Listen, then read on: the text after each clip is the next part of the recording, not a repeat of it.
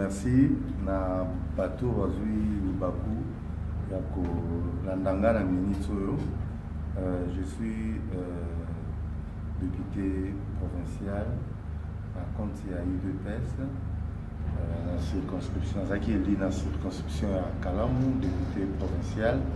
Message aux s'adresser plus particulièrement par le cadre de la Bissoumou à UDPS.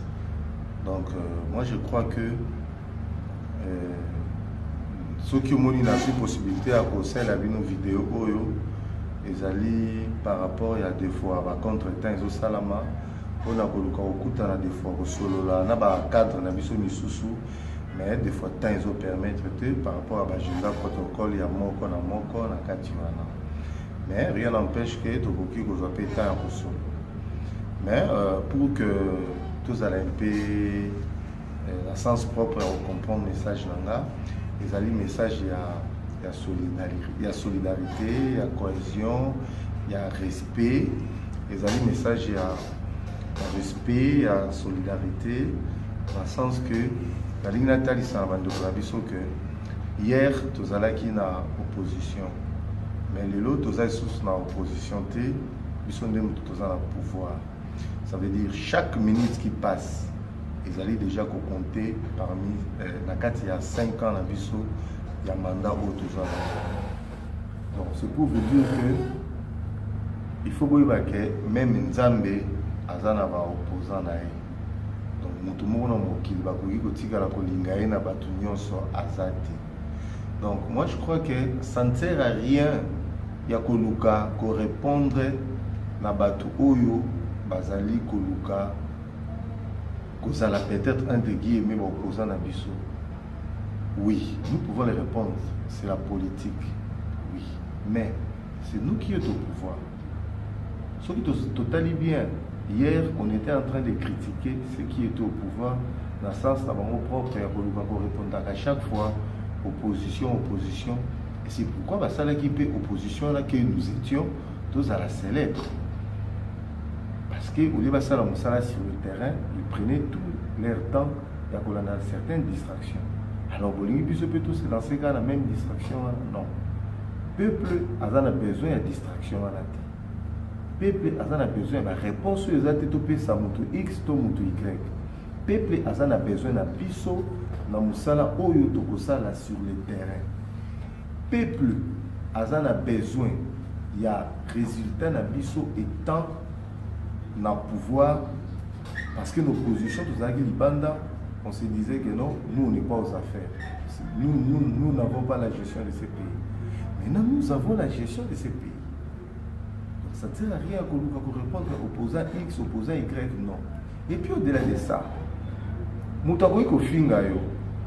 je crois que si on garder silence na biso tu peux répondre à travers ma pratique na biso tozo sala palpable na terrain où le peuple est juger bateau il faut critiquer ça vraiment la raison c'est dans le bon que tu peux si bango mandat et puis il faut que critiquer na libanda eza eloko mususu kozala pe na kati eza eloko mususu.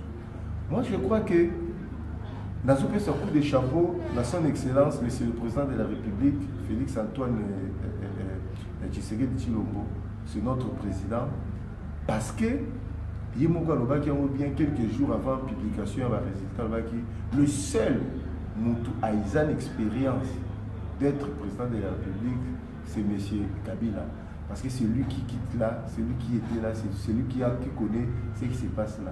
Donc nous tous avons prétendre à l'expérience de la présidente de la République Azali. Des fois, la critique qui en haut. Mais il a parfaitement raison. Donc c'est la même chose aussi avec les députés provinciaux. Oui, mais Tibiso, tous les donc novices, on va apprendre. Nous avons déjà ce qu'on a appris par rapport à notre lutte politique. On sait ce que nous allons donner sur le terrain. Mais certaines données pour découvrir en Kati, pour que tu aies qu'est-ce qu'on doit faire, quoi faire, pourquoi. Mais on s'est déjà donné discipline Yakoluka qu'on travaille pour le bien-être de la population. Or, pour le bien-être, pour les intérêts de notre peuple ou de notre population, ce n'est pas en se donnant marche à l'arrière. Il y a que ça pour répondre.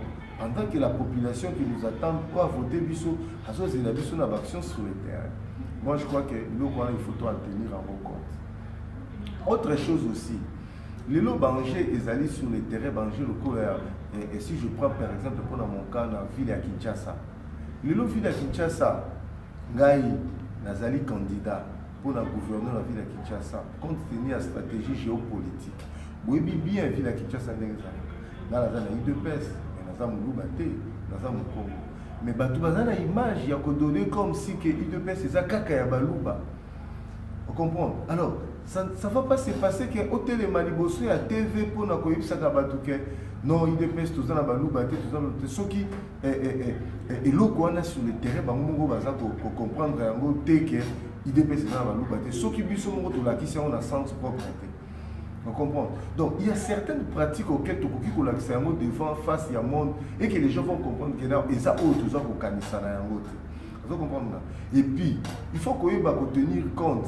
Il y a tant de gens qui sont candidats gouverneur à la ville de Kinshasa.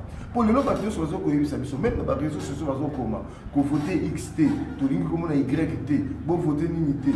Donc, d'une manière générale, on nous demande de voter ici. Est-ce que quelles sont les démarches que vous allez entreprendre dans Makambo Italie gouverneur de la ville de Kinshasa?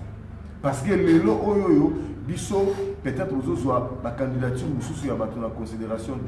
Il n'y a pas eu préliminaire pour que tout le monde débattre sur les trucs. Oui, hiérarchie, d'accord. Mais, total anam bisomoko, entre bisomoko. Qui est-ce que vous allez donner pour que d'abord IDPS va se retrouver? Pour se retrouver, ce n'est pas dire que pour pas l'habiter, mais non, pour pas apporter meilleur d'eux-mêmes. Les autres, ça va misaler belé où ils ont signé biso poto assainir ville à Kinshasa. Donc ça la banane. N'est-ce pas avec tous les combattants va non se donner peine. Il faut te payer ça va mon devoir wana.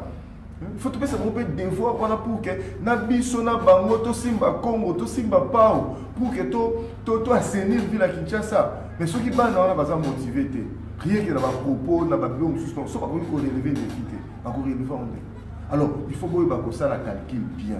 Que notre côté nani, ou en bon terme, na ba combattant pour que lobby ba combattant va prêter main forte de sorte que tu relever des défis wana ya ville à Kinshasa. Que ça ne fils que propriété, ville à la présentable de la mise soit pour que bateau ba komona que non oui, lobby est qui régime mususu, le lobby est comme régime mususu. Réellement il dépasse ça aux affaires. Moi je crois que il faut que ce soit sens propre et qu'on réfléchir. Est-ce que awa bozo ko tia batouana comme état candidat bozo qui temps il y a consulter ba grand lecteur. Est-ce que ba grand lecteur va décider sur cette candidature là? Il faudrait aussi des fois passer été à biso. Qu'est-ce que oyo toyeba quitter dans l'histoire ya électorat à Ada Bombole, si je peux citer son nom entre guillemets. Je crois que certaines passées il faut être à Kabiso. Hein? Moi, je crois que coup de chapeau vraiment à son excellence, monsieur le président de la République, parce que n'a pas déclaration, n'a pas acte, on sent vraiment que c'est quelqu'un qui est vraiment dans le sens propre. Il y a Malobo et Morazolo. Parce qu'il y a le on va travailler avec tout le monde. Mais bon, même première nomination, personne ne s'attendait. C'est pour vous dire que Azam Moutou a sangé sur quoi travailler dans la partenaire surtout.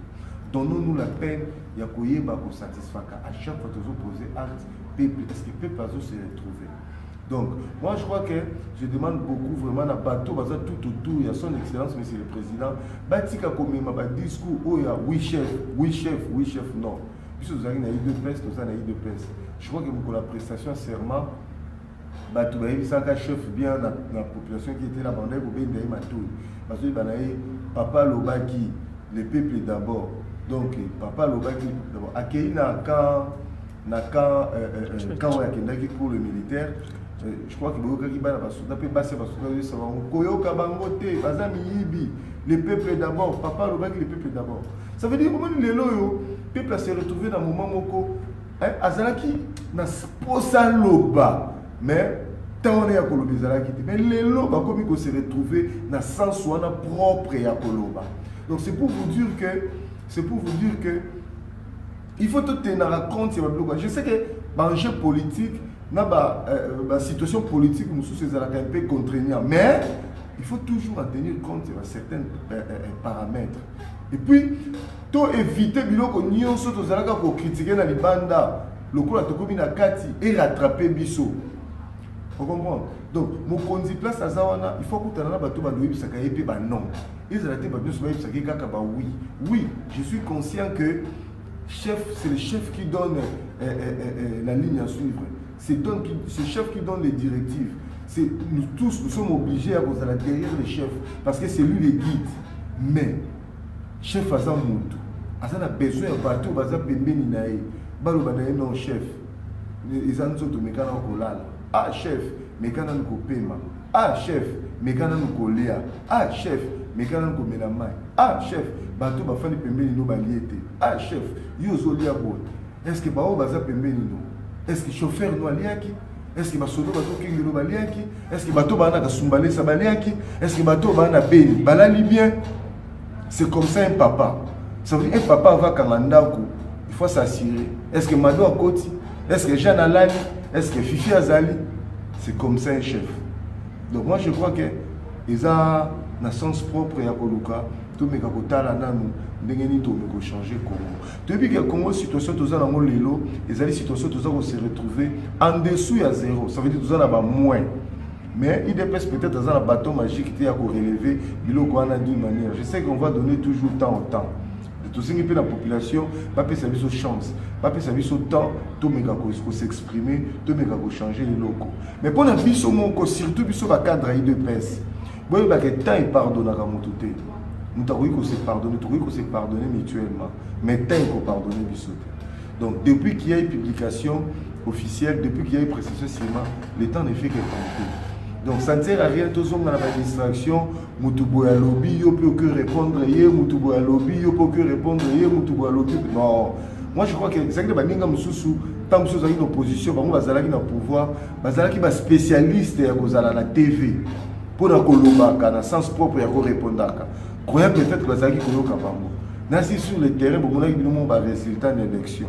Croyant que bazali bato bazali kolanda bango or bato bazali kolanda bango pona koyeba ke bazali na kati ya fausseté. Est-ce que bolingi biso peut banda ko répondre na kati ya fausseté? Non.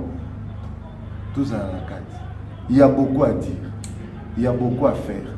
Mais tu y ba place ntozoke. Moi je crois que ceux qui te garder silence na biso, te garder calme na biso et que tu m'as dit qu'on répondre par rapport à nos actions concrètes sur le terrain, na oyo peuple azo senga biso et que vous avez la meilleure réponse et que faire taire beaucoup des opposants. Parce que on a toujours été opposants par rapport à certaines comment dirais-je, certains actes oyo entre guillemets pouvoir en place à Posaka, yango et si Tarabatu va se retrouver en opposition. Mais ceux qui pouvoir en place à opposer ba acte démocratique, acte palpable aux populations se retrouver dans le bon, on a même sens propre opposition et vous avez l'efficacité. Moi je crois que la meilleure façon il y a que répondre aux opposants à Bisso et Zali, il y a que poser un acte palpable aux populations à se retrouver. Je crois que la population a 5 Bisso, les populations n'ont pas besoin que tous les gâteaux comme le mot Moutou Canada, la population a besoin justement pour un social là. Nous l'autre monde a battu sur pour manifester sur le terrain. Oh, un mois, autant de mois, il y a un paiement. X mois, il y a un paiement. Ça veut dire qu'il y avait un temps où il y a besoin de l'obayango. Mais il y a qui kolobate. Les lots, à travers le pouvoir, il y a Bessibiso, qui kolobayango. Donc c'est déjà un bon départ. Tu capitaliser le départ pour que l'objet te mette la banque sur le terrain. Et puis, dans le moment où tu as il faut que tu place, tu as place, tu as OK. Et Sengeli n'a pas de salami. Et Sengeli n'a pas de salami. Et puis, l'oko, on a insisté. Vous voyez que tu as belé. Tant que tu as qui na libanda, ils ont une chaîne sur la TV, tu as au tala yangote. Pour la nuit, tu as au tala yangote. Parce que ils ont la chaîne qui a sa personnalité. Est-ce que le pays faut se retrouver ou non? Na ba sa personnalité ou non? Est-ce que les lopés, la TV parce que biso to monopolisant? Est-ce que les lopés, il faut que biso to me magar et l'autre doit critiquer lobby? Non, parce que partout nous sommes des spécialistes. Il y a quoi pembe na mokonzi pour ba sala kabilo ko ba mona ke bazo sala bien. Mais non, rappelez-vous tant aux aki libanda. Qu'est-ce qu'on critiquait? Est-ce qu'on les fait? À suivre. Merci beaucoup. Je crois que tant que na langage pour moi moi attitude moi touche dans les domaines qui malgré aujourd'hui nous sommes déjà des députés mais on était plus dans le média. Moi je crois que façon ondée de transmettre un message na bande ko surtout dans les chefs na biso ba mekana nous kozwa sens propre à Kotala parce que des fois tous la possibilité tout le monde en a tout discuté mais occasion ils ont permettre parce que la charge de l'équipe il salé l'équipe emploi de temps difficile mais à travers peut-être vidéo tu vois temps il y a Kotala quand même économie c'est pour bisonnier surtout on a là on a le karaté là bateau sous n'a pays compris mais toujours quand même sens propre il y a on là je crois que ceux qui ont les anguilles bon là ceux qui peuvent finir mutu bolimbi ça mais dans mon nombre d'éducation ma bien na pas maman la biso je crois que na koki ko finga te mais ça dit qu'à tout se remettre dans là ça ne sert à rien pour interpréter message na ngamabe ne ça ne sert à rien pour mais pourquoi alobi ngo à travers vidéo moi je crois que de l'autre technologie évoluer sans propre peut-être à conserver à travers ma vidéo moi je crois que tolinga mingi tolinga Congo le seul patrimoine oyo nzamba pesi biso oyo to léguer na ba génération à venir ezaka Congo to pesa bango Congo a bien tout ça quand même dans sens propre ya koyeba ko pesa coup de chapeau à son excellence monsieur le président merci na ba initiative na yo merci na ba décision na yo tout ça ko encourager au kende na bon dans la place outil dans la place de Zokende papa Lobaki le